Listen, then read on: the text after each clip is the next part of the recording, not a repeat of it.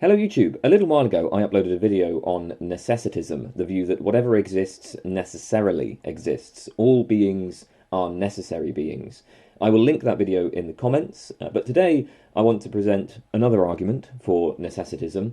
This comes from Timothy Williamson's article, Necessary Existence. And the way that Timothy Williamson frames this is as an argument for my own necessary existence. So you can sort of run through this argument yourself and get your own necessary existence from this argument. Now, one important qualification about this is the argument attempts to establish only my necessary existence. It does not deny that, things about me could have been different, that I could have been a different way, I could have had different properties, I could have done different things. The world might have developed differently. What this argument tries to show is simply that however the world might have been, and it might have been many other ways, I must have existed. And the same is true for every other object. I could not have failed to exist. I might have been different from what I actually am, but I must have existed. Again, you can check out my previous video on Necessitism for more detail on this general view. But let's take a look at the argument here. So, Williamson's argument rests on three premises. First, there is the claim that if P is the case, then the proposition P is the case must be true. So this is just the basic equivalence schema for truth, right? P is true if and only if P, and then we just hold that we just add that this holds necessarily. So supposing that snow is white, it must be that the proposition snow is white is true. After all, what makes it the case that the proposition snow is white is true just is that snow is white. Nothing more is required. So given that nothing more is required, that necessitates that the proposition snow is white is true, right? If nothing more is required for the proposition to be true than that, snow is white is the case, then, snow is white being the case necessitates that the proposition snow is white is true. So we can say, necessarily, if I do not exist, then the proposition I do not exist is true. Under the supposition that I do not exist, then necessarily the proposition that I do not exist is true. It couldn't be the case both that I do not exist, but also that the proposition I do not exist is false, for instance. So this is the first premise. Second premise is that a proposition can have a truth value only if that proposition exists. More generally, in order for anything to have any property, the thing in question must exist. So if a proposition has the property of truth, then that proposition exists. So we can say, so this is premise number two, necessarily, if the proposition I do not exist is true, then the proposition I do not exist exists, right? So all we're saying here is that the proposition exists. This is going to be compatible with different accounts of what exactly a proposition is. So the general idea is going to be like a proposition is the meaning of a sentence, where two sentences can express the same proposition. So the English sentence, snow is white, and the German sentence, Schnee ist weiß, express the same proposition. They're true or false under the same conditions. Philosophers have offered different accounts of what exactly a proposition is supposed to be. Which account we favour doesn't really matter for this premise. The point is just that if some proposition is true, then that proposition itself has to exist, whatever exactly it is. If we imagine a world in which there is no such proposition P, then it can't be the case that the proposition P is true in that world, right? If there's no proposition, there's no true proposition. So, necessarily, if the proposition I do not exist is true, then the proposition I do not exist exists. Third, the existence of this proposition implies my existence. So, necessarily, if the proposition I do not exist exists, then I exist. Now, why would we say this? Well, basically, because under the supposition that I do not exist, there is nothing that the proposition can state the non-existence of. So, in general, right, necessarily, if the proposition the O is F exists, then O exists, where we replace O by a singular term, and then the O is F is replaced by a sentence using that singular term. So, if the proposition my car is red exists, then my car exists. Now, I think this is probably going to be the more controversial of the premises, Why would the existence of a proposition that expresses anything about Cain Baker entail the existence of Cain Baker himself? The proposition and the object that the proposition is about are metaphysically distinct things. Well, one thing to say here is just that actually a lot of philosophers would question this. On a Russellian account of propositions, actually these aren't distinct things. So according to Russell, the proposition the O is F is a structured entity which consists of the object O and the property F. So the proposition my car is red consists of my car and the property of redness. The proposition my car is green consists of my car and the property of greenness, and so on. So on this kind of view, the proposition I do not exist consists of the object picked out by the term I, so that's me, and then it attributes non-existence to it. Now, in this case, the analysis of existence is a bit tricky because most philosophers deny that existence is a property of individuals, but, the point is that whatever our account of existence is going to be, the proposition only exists if I exist. We might think of propositions a bit differently, so if we think along Fregean lines, well, we'll say something a little bit different. On a Fregean account, with the proposition the O is F, what corresponds to the term O is not directly the object O itself, but rather the mode of presentation of the object, or the sense, right? There's some sort of, it's more sort of, it's a conceptual thing. It's, So on this view, the object O itself is not a constituent of the proposition the O is F. But this, the proposition still bears a relation to this object. So this is because the object O is the referent of the singular term O. So when I say my car is red, the proposition expressed by this sentence does not literally contain my car. Rather, the proposition is built up of meanings or concepts or whatever. But one of these meanings is just a mode of presentation of my car. So it bears a relation to my car, which requires that my car exists. So to paraphrase Williamson, to be the proposition that my car is red is to have a certain relation to my car, which requires that there be an item such as my car to which to have the relation.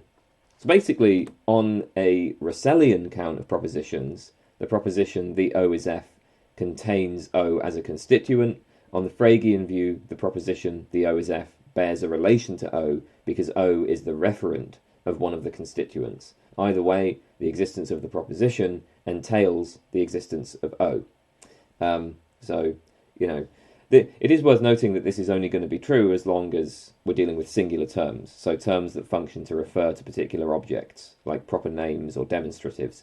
Premise 3 is not going to be true for descriptions. A description can exist even if nothing satisfies the description. There's the description, the largest prime number. Nothing satisfies that. Or, the description, the first female US president in the 20th century. Well, again, perfectly adequate description, nothing satisfies it.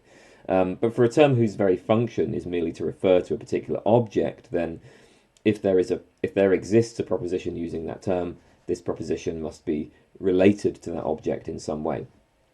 Okay, so with all of this in place, we can state the whole argument. The rest of the argument follows quite straightforwardly. So we have premise 1. Necessarily, if I do not exist, then the proposition I do not exist is true. Premise 2. Necessarily, if the proposition I do not exist is true, then the proposition I do not exist exists. Premise 3. Necessarily, if the proposition I do not exist exists, then I exist. And these three premises entail, premise 4, necessarily, if I do not exist, then I exist. But that's just absurd. That's a straightforward contradiction. So instead we conclude, necessarily, I exist. Right? So starting from the assumption that I do not exist, we've ended up deriving this absurdity. So necessarily, I exist. So we have an argument that I am a necessary being. Now, of course, nothing here depends on the use of the first-person pronoun I. You could run, you could run through the argument yourself. You could name any object you like, run through this reasoning to get the conclusion that necessarily that object exists. So, here's a quick advert. If you like my channel, you can support me on Patreon. Sign up to the Patreon. There's bonus content available there, so you can check that out. I upload usually about 4 videos a month on my Patreon. Um, Also, if you just want to send me some cash on PayPal, that would be greatly appreciated. I offer private tutoring. You can email me about setting that up. I have a degree, master's, and PhD in philosophy, so I've got a pretty good background for that. And there is a Discord. The links to all of this stuff will be in the description. But let's get back to Williamson. So there's an obvious objection to the argument as I've presented it so far, which is, well, I mean, it's just about, look, just my birth and death, right? I was born in 1991. Before that, I didn't exist. At some point in the future, I'm going to die, after which I will no longer exist. My existence is restricted to a narrow slice of time. For the vast majority of time, I will not exist. So, clearly, my existence is not necessary. It seems clear that I could have failed to exist. After all, for most of history, I didn't exist. For most of the future, I will not exist. Had things gone a little bit differently in the past, my parents would never have met. And Williamson himself grants that things could have gone differently in the past. The necessitist only argues for necessary existence. The necessitist does not argue that, that I had to have exactly the properties that I have, that I had to have done exactly the things I did. I could have done different things in my life. Well, take my parents. They could have done different things. If they'd done different things, I would never have come into existence. So there must be something wrong with the argument. So I will say, I mean, it's worth checking out, previous videos here, because I do explain what necessitism is all about in a bit more detail in the previous video. So, I mean, one thing I'll say to this is there is a response to this point. You'll just have to go and have a look at the previous video. But I do want to just address a little bit more this point about, just sort of birth and death. So let's take an object that, we want to say no longer exists. Say Frank Zappa, right? Frank Zappa died in 1991, so Frank Zappa no longer exists. Now, one thing to keep in mind is that when we talk about existence in everyday speech, we're often implicitly restricting our claim to some specific domain. And there's obviously some sense in which Frank Zappa no longer exists. Frank Zappa is not a concrete object. No, he's no longer a concrete object. He's no longer located anywhere spatially, right? But that doesn't entail that Frank Zappa does not exist. Frank Zappa was once a concrete object and is no longer. If we if we restrict our quantifiers to only concrete objects, then it will be true to say that Frank Zappa does not exist. And in many contexts, in ordinary speech, if we're just talking about the domain of concrete objects, then yes, Frank Zappa no longer exists. And in ordinary speech, that's fine. But notice that ordinary speech also permits the following sort of question: how many musicians performed on Joe's Garage? Well, when we want to answer that question, we're going to count Frank Zappa as one. Right, Frank Zappa is one of the objects with the property of having performed on Joe's Garage. Right, that's one of the properties of Frank Zappa. Or, if I were to ask, what's the number of objects with the property of having performed on Joe's Garage? Right, you count Frank Zappa as one. Or even, what's the number of objects with the property of having performed on Joe's Garage, or the property of being placed on my table? Well, you can answer that question easily enough. You count the people who performed on the album, you count the items on my table, and again, Zappa counts for one. Now, Williamson says that this argument for necessitism concerns existence in the logical sense. Whatever is exists in this sense. Whatever can be counted exists in this sense. We may use the term exists in a more restricted sense, as when we intend to refer only to concrete objects. Well, fine, then you'd say that Zappa does not exist. But in the broadest logical sense of the term, Zappa does exist. Or so Williamson argues, right? Whatever is exists. Whatever can be counted exists. Whatever has properties exists. So that's, so when we say that I necessarily exist, that's not to say that I am necessarily a concrete object, that I am necessarily, alive, right? Or anything like that. It's not to say that, my mind is going to continue experiencing things it's nothing like that, right? That's not the point that is being made by the necessitist. Okay then, so let's consider some objections to the argument. I mean, one way to resist Williamson's argument is to endorse a Meinongian view of existence. Williamson summarizes the point of premises 2 and 3 as follows. He says, if the proposition that P had not existed, there would have been no such item to be true. If the object O had not existed, there would have been no such item to be constitutively related to a proposition. What is driving these premises is the thought that if an item does not exist, then that item cannot have any properties, it cannot have any relations to anything. After all, there are no non-existent things. Existence isn't really a property that an object can have or lack. Existence is more like, it's like a condition for having properties in the first place or something. But it's not, it's not a property. It's not like there are some objects that exist and some objects that do not exist. Well, this is just what is denied by Meinongians. According to Meinongianism, existence is a property of individuals. Some objects exist and some objects do not exist, and non-existent objects can have various properties. Zeus does not exist, but Zeus has the property of being the god of thunder. The Golden Mountain does not exist, but it has the property of being golden. So, on this kind of view, the proposition the O is F may be true, even if the proposition doesn't exist. Similarly, the proposition the O is F may bear some relation to the object O, even if O does not exist. One motivation for this sort of view comes from fictional objects, right? Sherlock Holmes does not exist, but, we might want to say that Sherlock Holmes has various properties and bears relations to other things. For instance, suppose that I'm thinking of Sherlock Holmes. Well, in that case, Sherlock Holmes bears the relation being thought of by Cain, right? I stand in a relation to this object. This object doesn't exist, but I still stand in a relation to it. So existence is a tricky topic. I have explored Meinongianism in more detail in my video, Are There Non-Existent Objects? So go and check out that video for more on this. But suffice it to say for now that Meinongianism is rejected by the majority of philosophers. So the consensus would be there are no non-existent objects. Existence is not a property that an object can have or lack. In the case of fictional objects like Sherlock Holmes, there are ways to resist the Meinongian. So here's one view we might take. Suppose then, let's say we just grant that the name Sherlock Holmes does refer to an object. Well, in that case, the anti-Meinongian would say that Sherlock Holmes does indeed exist. Now this is not to say that there exists a detective who lives at 221B Baker Street as described in the books by Arthur Conan Doyle. Right? No person has exactly those properties. But there are many different accounts of what fictional objects such as Sherlock Holmes might be. Perhaps Sherlock Holmes is a kind of abstract object, like a set of propositions. Or perhaps Sherlock Holmes is some sort of conceptual artifact, a conceptual object created by human activity. It's like a set of ideas in people's minds brought about by the work of Arthur Conan Doyle. It does seem to make sense to say, for instance, that Arthur Conan Doyle created Sherlock Holmes. But if Doyle created Holmes, then, okay, it looks like there's a sense in which Holmes exists. If a person creates something, then presumably that just means that that thing exists. Doyle didn't create something non-existent. So this is one sort of view we might take, is that, well, actually, no, fictional objects, they just do exist.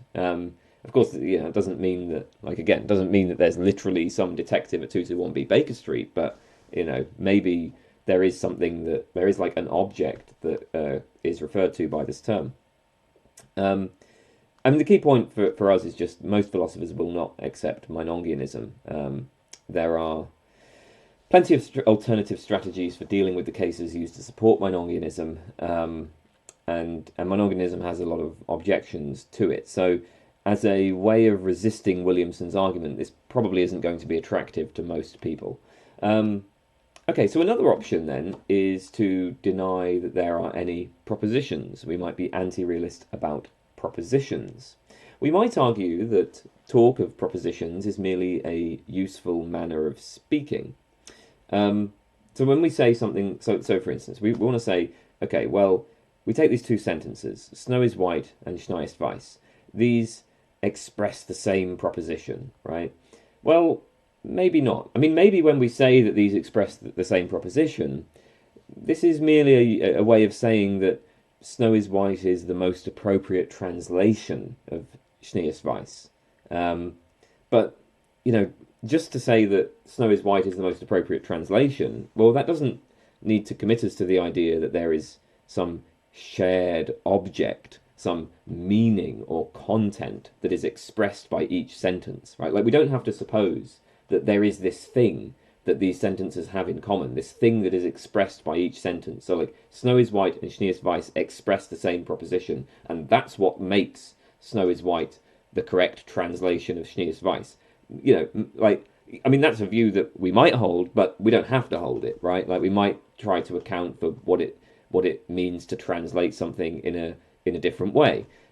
So, you know, we could think that talk of propositions is just a kind of useful sort of simplification for talking about when one sentence is an appropriate translation of another. Or, for instance, when we might say that two people believe the same proposition. So Verity and Sydney believe that there is chocolate cake in the fridge. Maybe when we sort of attribute to both of these people the same proposition, maybe that's just a sort of useful idealization of a much more complex set of internal states that we apply to make sense of Verity and Sydney's patterns of behavior. And we don't, you know, I mean, we might say, well, there isn't really like this shared object of belief that really exists. I mean, so this is the sort of thing we might say. Anti-realism about propositions is, I think, probably more popular than Meinongianism. Now, obviously, if we hold that, strictly speaking, there are no propositions, then we can reject Williamson's argument at the first premise. However, Williamson does point out that the anti-realist will have to be cautious about this, because if we suppose that talk of propositions is merely a useful manner of speaking, and that propositions do not exist, well, in that case, the sentences which affirm the existence of propositions will be false. So, strictly speaking, yes, premise one of Williamson's argument will be false. But the danger is that we can use false sentences to communicate things that are true. And, I mean, a lot of philosophers who deny the existence of propositions will try to show how sentences that refer to propositions can be paraphrased into true sentences.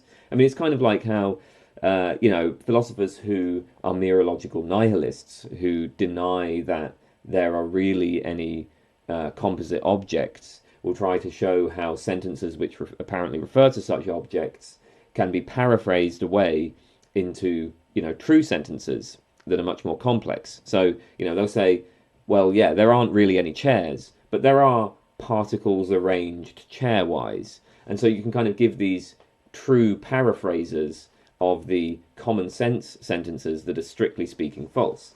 Now, it might be that you can do the same thing with propositions, but then maybe there will be some paraphrase of Williamson's argument that leads from true premises to the conclusion of necessary being. So as Williamson puts it, if the rejection of propositions nevertheless permitted some way of simulating them, the argument for necessary existence might still be simulated by a sound argument to the same conclusion. So this is just a point that I suppose, yes, the anti-realist about propositions would have to be cautious with. All right then, another objection to Williamson's argument concerns the distinction between truth in a world and truth of a world. So here's a worry about premise 2, right? So recall premise 2 says, necessarily, if the proposition I do not exist is true, then the proposition I do not exist exists.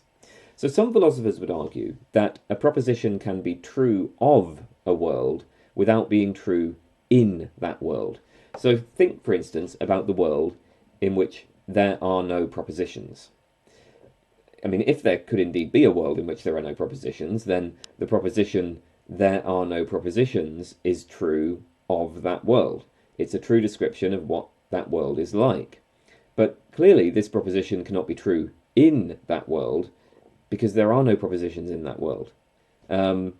Rather, in the actual world in which there are propositions, we can express a proposition which describes the world in which there are no propositions. So, you know, the argument would go, well, even if I do not exist is true of some world, this does not require the existence of that proposition in that world. I mean, yeah, so it might be that, yeah, there's some world in which I do not exist. And so when when I think about that world, when I talk about that world, I'm going to use the proposition I do not exist, and the proposition I use will be true of that world, but that doesn't require that in that world that proposition be true. It doesn't require that in that world that proposition even exists. Now Williamson does, so he responds that, well, this point isn't really relevant to premise two, because if we accept the distinction between truth in a world and truth of a world, then the way to read premise two concerns what is true in a given world. So we would have to interpret premise two as saying something like, for any possible world W, if a proposition is true in W, then this proposition exists in W. So take some possible world in which I do not exist. Well, if in this world the proposition I do not exist is true, then in this world the proposition I do not exist must exist. And that's all we need to say. So it seems that this will allow us to save premise two, at least. But this way of interpreting the argument then leads to a problem elsewhere, because now turn to premise one. So premise one says, necessarily, if I do not exist, then the proposition I do not exist is true. But, we're now thinking of this with the distinction between truth in a world and truth of a world in mind. And if Williamson's argument concerns truth in a world, then it looks like we now have to interpret premise one along these lines. It has to say something like, necessarily, if I do not exist in W, then the proposition I do not exist is true in W. But as, we just explained when, outlining this distinction between truth in a world and truth of a world, well, it looks like if you get on board with this distinction, you might just deny that. You might say, no, there's no requirement that if I do not exist in W, then the proposition I do not exist is true in W. If I do not exist in W, then the proposition I do not exist must be true of W.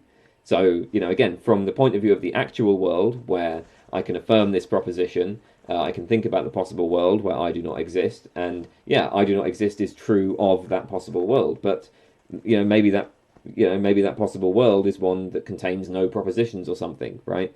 In which case the proposition I do not exist will not be true in that world.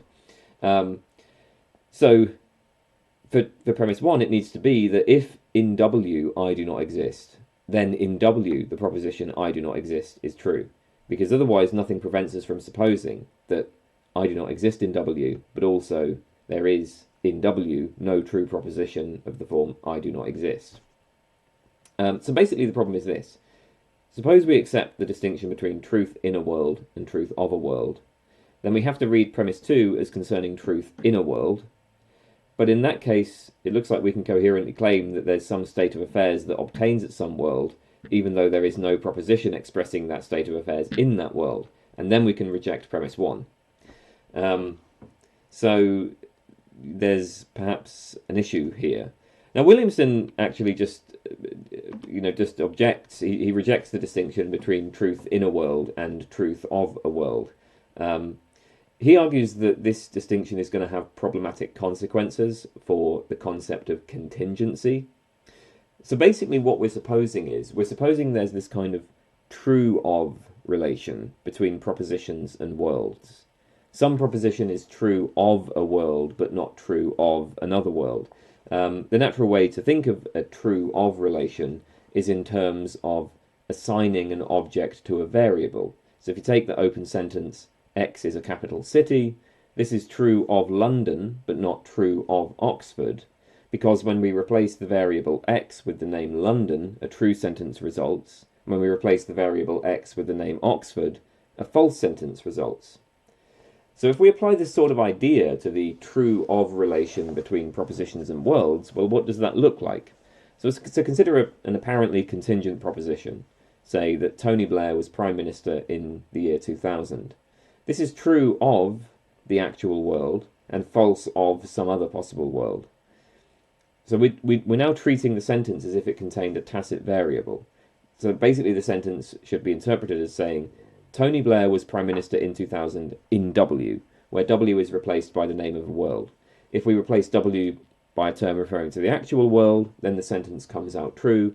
if we replace W by a term referring to a different possible world where Tony Blair became a musician instead, then the sentence comes out false. The problem, as Williamson sees it, is that this just removes any genuine contingency.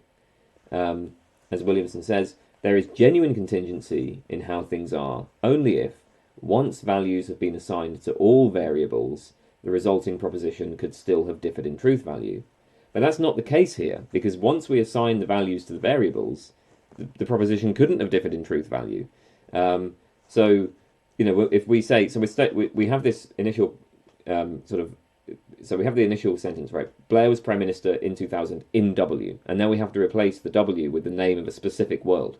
So Tony Blair was Prime Minister in 2000 in W1, right? Or Tony Blair was Prime Minister in 2000 in the actual world. Well, that's not a contingent proposition anymore, because yeah, in the actual world he was, right? In that world, that just was the case. And if you, yeah, we can imagine circumstances. We can imagine that circumstances were different, and circumstances could have been different, right? Blair could have done something different, but in the actual world, what actually happened was he was Prime Minister then. And when we imagine that, you know, he did something else, we're imagining a different possible world. In some worlds, Blair was Prime Minister in 2000. In other worlds, he wasn't. But if we select a world in which Blair was Prime Minister in 2000, well, it's not going to be contingent that, you know, given that world, he was Prime Minister in 2000. Given a world in which Blair was Prime Minister in 2000, it's necessary that Blair was Prime Minister in 2000. At least that seems to be Williamson's point. And so once we sort of fill in the variable, the sentence is no longer contingent. We end up with just a sentence that's either necessarily true or necessarily false.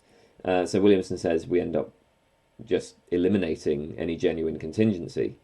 I have to say, though, it's not entirely clear to me why variation across worlds is not just itself enough to count as genuine contingency.